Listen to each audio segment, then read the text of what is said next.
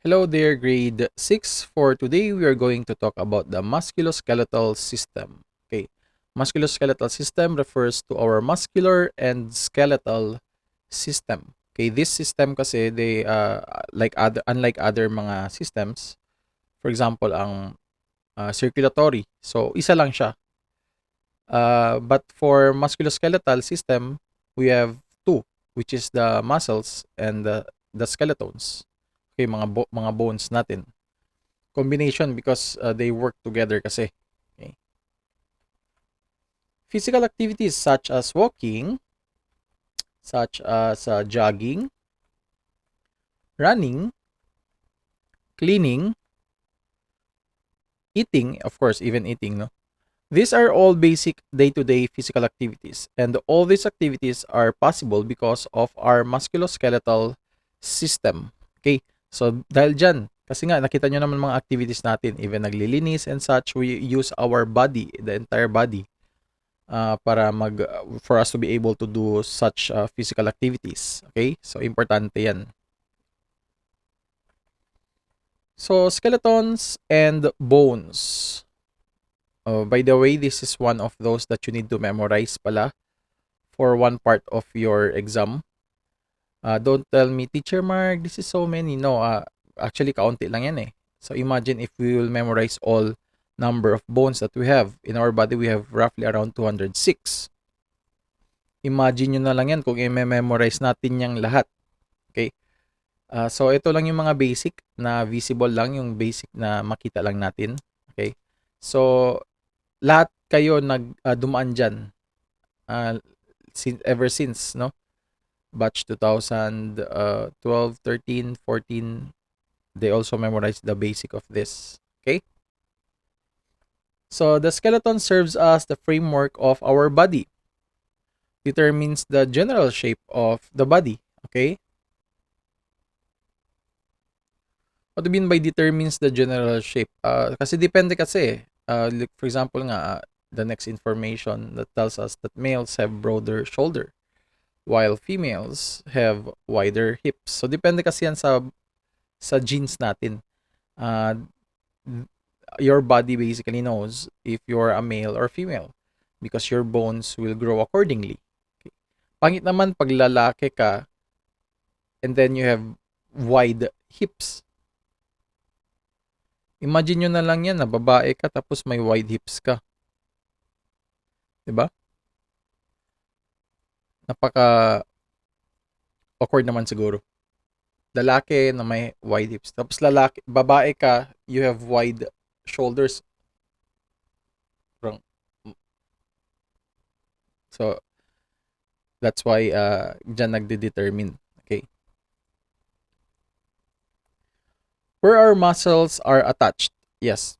Technically, sa katawan natin nga, our muscles are attached to our skeletons, to our bones. Okay? Supports whole body. Okay, sinusupport ang whole body natin. Syempre naman with the help of our muscles as well. Bones kasi siya yung parang foundation, kumbaga in other words. Enables us to stand and maintain an upright posture. So, actually, we need a good posture. Hindi dapat yung magkuba-kuba. You don't have to stoop. Parang ganyan. One of you, you have this type of posture. Okay, yung parang kuba-kuba, parang paganyan. You have to sit straight. Dapat ganyan talaga. Hindi kayo dapat yung as you grow older, you will also look like that. Parang ganyan na kayo. And you don't want that. Dapat straight tayo. Okay? Hindi na ako magme-mention ng name. Pero one of you, ganyan talaga. Kumukuba-kuba. Okay.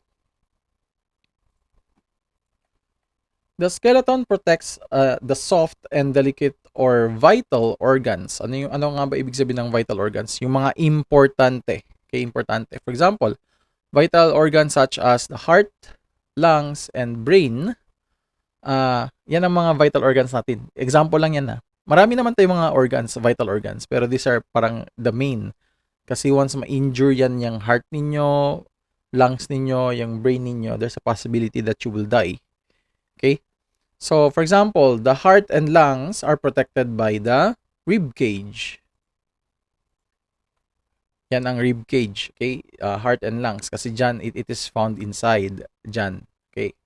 And syempre, mga other organs nyo pa, yung stomach nyo, yung liver nyo, intestines nyo, nandyan naman din. Although, yung other parts kasi, they can be found in this area na, lower na. Pero, while the heart, somewhere here, plus yung lungs nyo naman, nasa likod, nandyan. Okay. So, yun na yung purpose ng mga skeletons. They protect. Okay? And our brain is protected by our skull. Okay? Yan ang mga purpose. That's why they play an important role, yung skeletons. That's why, paminsan if mababangga tayo, if something happens, if you fall, okay lang. Sometimes okay lang tayo. Sometimes naman, kung heavy yung damage, so that's the time na nagkakaroon tayo ng amnesia ba? Or worse is death. Namamatay tayo. Bone structure. Bone consists of two kinds of tissues. So the two types of tissues are the spongy or the cancellous bone and the compact or cortical. Okay, ano nga ba ibig sabihin niyan? Compact bone is the hard outer layer. Ito. Okay, please pay attention. Outer layer is the compact bone or the cortical or the cartical. Okay? Compact bone yan. Also called cortical bone, surrounds spongy bone. They are heavy, tough, and compact in nature. They are, parang protection din siya of whatever is inside our bone. Okay? Kasi yung bone natin, hindi naman talaga yan siya yung solid. Meron yan siyang something inside. Okay? And the cancellous bone is the soft and spongy inner part. Okay. Made of organic matter, minerals, and tissues. Yan ang what's inside our bone, yung spongy part na. Okay. It is found in the long bones surrounded by compact bone. Okay. Minerals such as calcium and phosphorus make your bones hard and strong. That's why when you were younger, your parents tend to tell you to drink milk. Okay. Kasi ang milk kasi is rich in calcium. Okay. So that's why tigas ng bones natin. Even yung mga matatanda na, 'di ba, once they reach 50, 60, 70, as much as possible they should drink milk as well. Kasi once you reach that age, yung bones nyo nanghihina na rin. Okay? Blood vessels or specifically the capillaries are found in the surface of bones that transport food and oxygen. Okay? Kasi yun na nga, if you learn further, we will encounter the circulatory system. Diyan nyo mas maintindihan yung purpose niyan, ng capillaries. Okay? Mas maintindihan nyo yan. Knowing that capillaries are one of the blood vessels in our body. Okay. So, diyan kasi dumadaan lahat eh. I mean, syempre dumadaan din siya sa other part of the blood vessels. Pero the transaction, kumbaga, happens in the capillaries. Okay? Diyan talaga nangyayari. The bone marrow produces red blood cells and stores minerals. Ano nga ba yung bone marrow? Bone marrow is what's inside. Okay? That's why meron yung ibang tao that they enjoy this bulalo. Bulalo kasi parang it's a food, soup. Tapos parang meron yan siya mga little meat pero mostly composed of yung bones nga. Kasi when you cook kasi, especially if you make soup, masarap talaga yan if may bones. Why? Because we get the taste from the bones. Basta, in the future, if you'll be engaging with cooking, mas maintindihan nyo yung sinasabi ko. Okay. So anyway, nasa loob yan siya and they love to suck it. Yung bone, no? Bone, tapos yung bone marrow nasa loob. Kunwari dito sa loob. All they have to do is to suck the bone marrow. So, parang high in fat yun siya. It's bad if you are high carb, but it's safe if you are totally low carb or zero carb. Information lang yun. General yun. Most doctors and nurses will disagree because all studies are based on high carb content. Okay? Information lang yun. Pero pag low carb ka, yung mga high cholesterol, high fat food are actually okay if you are low carb. When I say low carb, dapat 0 to 20 grams of carbs ka lang per day. every day. Hindi yung paminsan lang. Okay, so anyway, red blood cells transport oxygen all throughout our body. Okay, dyan daw, yan ang purpose ng red blood cells. Anong purpose ng red blood cells? It transport oxygen. It transports oxygen all throughout our body. Okay, babalik muna pala tayo sa scene because I'm not showing the screen. Sorry about that. Okay. Red blood cells transport oxygen all throughout the body. Yan ang purpose ng red blood cells. Next is white blood cells protect our body from infections. Okay? White blood cells. Kumbaga yan ang nagpa-fight against those infections that we have in our body. Fighter yan sila. And we also have the platelets which help blood to clot. Anong ibig sabihin ng blood clot? Blood clot kasi parang example na sugatan kayo. So blood will clot in that area. Why? Para hindi kayo mag-bleed. Else if it will not clot, you will lose a huge amount of blood and which will lead to your death. Ayaw natin yan mangyari. Okay. So, division of your skeleton. Our body has a total of 206 bones for a full-grown adult. Pero, yung mga babies, newborn, until to your age siguro, you roughly have around 300 plus. Shrinking slowly yung number of bones ninyo. Why? Because as you grow older, yung mga bones ninyo, yung mga tiny parts, they tend to combine. Okay? Nagko-combine yan sila to form as one. That's why from 300 plus bones to a total of 206 na lang as you grow to a full-grown adult. Okay? And our skeleton is divided into two parts. Okay, yan ang two parts ng skeleton natin. We have the eggshell and the appendicular skeleton. Okay? So, manonotice nyo, medyo obvious yung pag-separate natin, di ba? Separate yung, it's very obvious naman how they are divided into two parts. Okay, so as you can see, the eggshell skeleton consists of the skull, the vertebrae, and the ribs. Okay? Yan ang eggshell natin. Eggshell skeleton or actual skeleton. Ang ating skull, vertebrae, and yung ribs. Okay. The appendicular or appendicular includes bones of your shoulders. Ito. Yung arms and hands ninyo. Yung thighs, these are called the thighs. Tignan nyo na lang yung kwan ko ha, yung pointer ko. Yung legs, yung feet, and of course your pelvis. This is your pelvis. Hip area. Okay? Yan ang pelvis. Okay, joints. Structure of a joint. A part where two bones meet. Yan ang tawag sa joint, no? The reason why we can bend, stretch, and twist our body. Paminsan nga, that's why nakaka-bend tayo, nakaka-jump tayo. Because you cannot jump if you cannot bend first. Okay?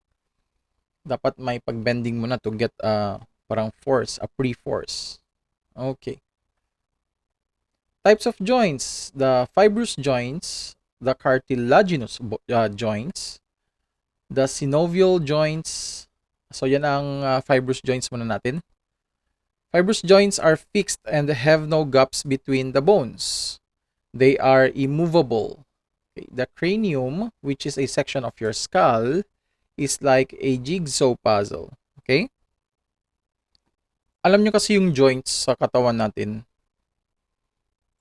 Joints are like hinges. You know what hinges are? If you open your door, try to open the door. Tignan nyo yung sa side where the door is connected to the cement or wood as well, depende. Okay. So look at how they open. Meron yung mga steel plates dyan. There are steel plates. I actually included a picture here. I don't know where it went. Okay. So that's what you call hinges. Okay? Hinge ang tawag dyan. So yan our joints are like that. That's why we are able to move. That's why nakaka-move tayo. Okay, bend. Pag-bend ng mga joints natin. Okay, that's why nakakaganyan tayo. Okay?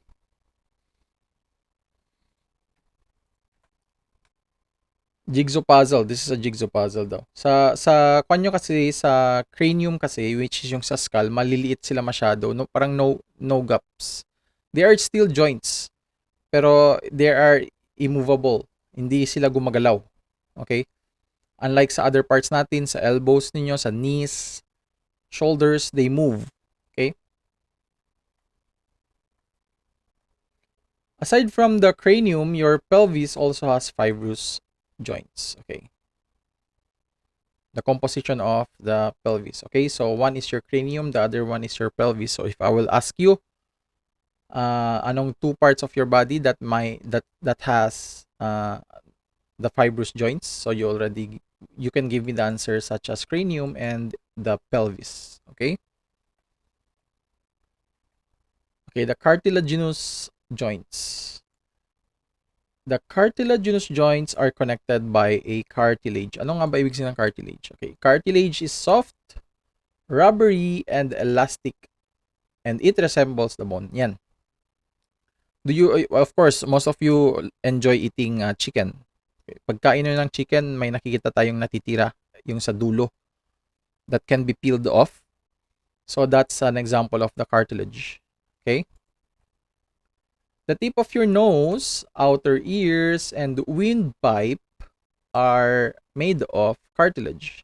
Yung trachea ninyo, saan dumadaan yung hangin once you breathe in and breathe out as well. Okay. So dyan dumadaan yung hangin nyo. That's called the windpipe, or in other words, in scientific term, the trachea. Okay. So all of those are made from cartilage. Okay. The cartilaginous joints are found between the vertebrae as well. Yang in-between connection nila. Okay, not this section, not just this upper section, not just this, pero in between. Okay, yung mga may gaps in between. Okay. Only a slight movement occurs at these joints when you bend or twist your body, of course, kasi this is very kasi vital masyado to, because you have your this is your spinal column kasi the spinal cord is there. It connects your brain to all the other sensory system natin sa katawan. Okay. So pag may mangyari dyan, that's why other people tend to experience yung stroke. They cannot move because the brain cannot connect to that body anymore. So that's why slight movement lang. Kasi kung malaki yung movement dyan, nako, medyo delikado tayo. Okay. The synovial joints. Synovial joints are the common type of joint. Okay, this is an example of synovial joint of the knee. Common siya kasi, in other words, most of our part of our body is basically composed of the synovial joint. Synovial joints have gaps and ligaments that hold them together. Okay, meron tayong mga ligaments. Ano nga ba ibig sabihin ng ligament? A ligament is an elastic fibrous tissue. Okay, this is called a ligament. It connects from bone to bone. Okay, bone to bone yan ang mga ligaments, and this one. Kumbaga, sila ang nag-attach from one bone to another. Else, madidetach or madidislocate ang inyong bones without the ligament. Okay? Ligaments make the joint strong and stable. And at the end of the bones daw, are covered by cartilage. Yan na yung parang bluish dyan sa illustration. But it's not color blue. Okay, dito lang sa illustration na to. And to protect them from friction when they move. Kasi kapag gumagalaw nga. Okay? Kasi once your cartilage nyo, magiging manipis na in the near future if you grow older or heavier like me. Ang nangyayari kasi yan, too much friction will somehow make the cartilage thin. Pag magiging thin na yan siya, you will feel pain already. Okay? That's why it's important to take care. Especially wag kayo magtalon ng talon. Be careful kayo when you keep on jumping if your body, if your muscles won't be able to protect you that much. Okay? Sorry about that. And gaps between bones contain the synovial fluid that reduces friction. Okay, because of this fluid, hindi masyado nagkakaroon ng friction in between. Less friction, in other words, parang slippery ba? It makes the surface slippery. Okay? Types of synovial joints. This is under the synovial joints, okay? This is not a type of joint. This is under the synovial joints. Types of synovial joints. Hinge joints allow a part of the body to bend and straighten. Okay? Hinge joints sila. It doesn't illustrate this way, pero parang ganyan siya. Okay, yan ang purpose niya. Parang hinge, like a door hinge. Like this one. Dito pa pala yung picture ko. Okay. Example of hinge bones are elbows, knees, fingers, and toes. Okay, so dyan sa mga kamay ninyo, andyan yung hinge. That's why nagagawa nyo yung pag bend and such. Okay? Ball and socket joints allow twisting and turning movements. Ito. Yung sa shoulder niyo yan. Okay, sa shoulder niyo yan. Twisting and turning movements. That's why nga nakaka-twist kayo. Okay? Turning movements. Pwede kayo mag-turn and twist. Okay. In a ball and socket joint, one of the bones has a rounded end. Ito. Or this one, to be specific tayo. While the other end should have a cup-like structure, that looks like similar to this one, to fit the other end, para mag-fit sila. Para bang example, yung palm ninyo, you have this, make it parang round, then your other fist, parang ganyan ba? It should fit there. Parang ganun yun siya. Okay, the pivot joints move by rotating. It allows you to rotate just like your head. Yan, sa head ninyo.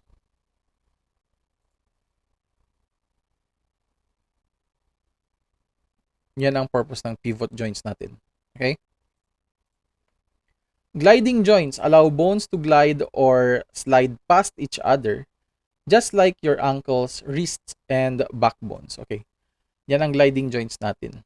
Or parang sinatawag nilang din, aside from gliding joint, they also call it like the plane joint.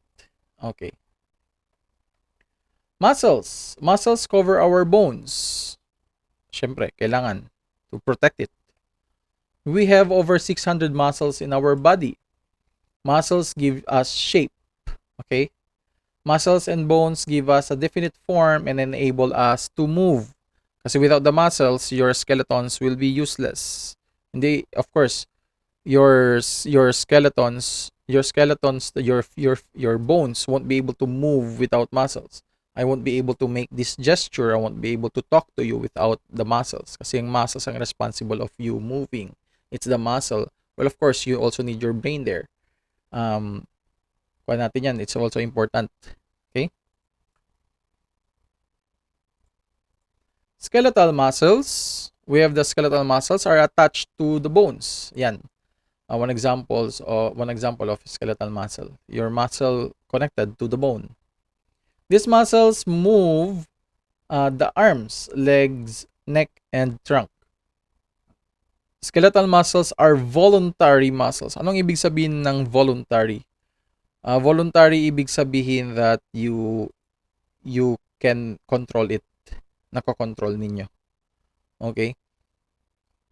Although there's one type of situation that you cannot control your muscle is when you are experiencing muscle cramp. Okay, nagka-cramps yung muscles ninyo. Masakit yun. That's very, very painful. Okay, smooth muscles. Smooth muscles are found in the hollow parts of your body, such as the esophagus, stomach, intestines, blood vessels, trachea, and the urinary bladder. So, ito basically dito yung liver natin, yung stomach natin, yung intestine small, and the large intestine. Okay, smooth muscles. Under the microscope, they look like this. Smooth muscles are also known as the visceral muscles. Okay?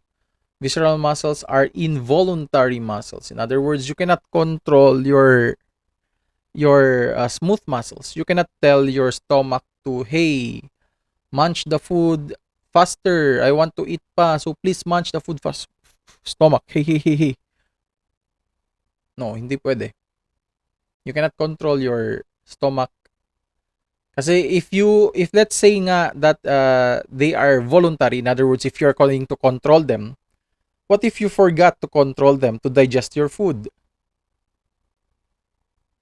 Wala na. Buo-buo yung food nyo dyan sa tiyan ninyo. Okay? So that's why they are involuntary. Mag-isa. Okay? The cardiac muscles. Cardiac muscles, the heart is made up of the cardiac muscle. Cardiac muscles are also involuntary. Okay, involuntary din siya. Why do you think so that the cardiac muscle is also voluntary? So, don't tell me what if if it's voluntary. In other words, you're going to control the muscles of your heart. No? Don't tell me that pump, pump, pump, pump, beat more, go faster, beat slowly. No, hindi pwede. It's involuntary.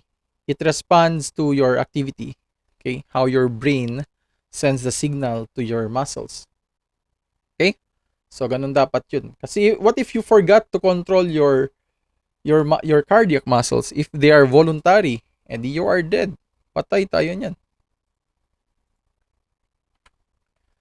Actions of muscles. Okay, the flexor muscles bend to join and bring a limb to the body like like your biceps. Okay, forming. Nagfe-flex tayo ng muscles nyo. Okay. Extensor muscles are opposite to flexor muscles. The triceps are extensors. Ito yung triceps natin, yung sa baba, the lower part of your muscle, yung sa arm. Okay, fixation muscles are muscles that hold other parts in place, just like your shoulder blades. Yung shoulder blades ninyo, that's what you mean by fixation muscles. Okay? The synergist muscles combine with flexors to keep the joints in place. Okay? So that's basically it. Other information ko na lang that can give you is that all this yung muscles ninyo, yung bones ninyo, they all work together along with the joints as well. Okay?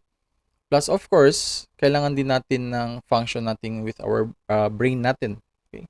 Without the nervous system, which is composed of your brain and your other nerves, no? Without any, hindi kayo pwede magfa-function. Without your brain, you won't be able to move, you won't be able to walk kasi no one's giving you the order to move. No one's giving the order to do this and that. Without, kapag, let's say, meron nga, let's say your brain is there, working properly. If you don't have muscles naman, there's nothing for you to move.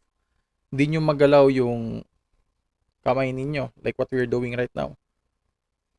Kung wala namang bones, what's the use of the muscles? What are they going to move if there's no bones? Okay? Yung joints nyo rin. What if you have your nervous system ninyo is all working? You have your muscles, you have your bones, but you don't have a joint. How can you walk? How can you do things? How can you... Let's say yung kamay nyo, ganyan. Hindi nyo na pwede ma-move yan. Paano yan? I mean, I'm moving now because let's say I enabled part of my body, yung my joint. Pero if wala yan. This will not move. Pag steady lang yan. It's like a statue. You're like a statue. You won't be able to move without joints. Okay, just to make it clear. Okay, so that's basically it. That's the musculoskeletal system.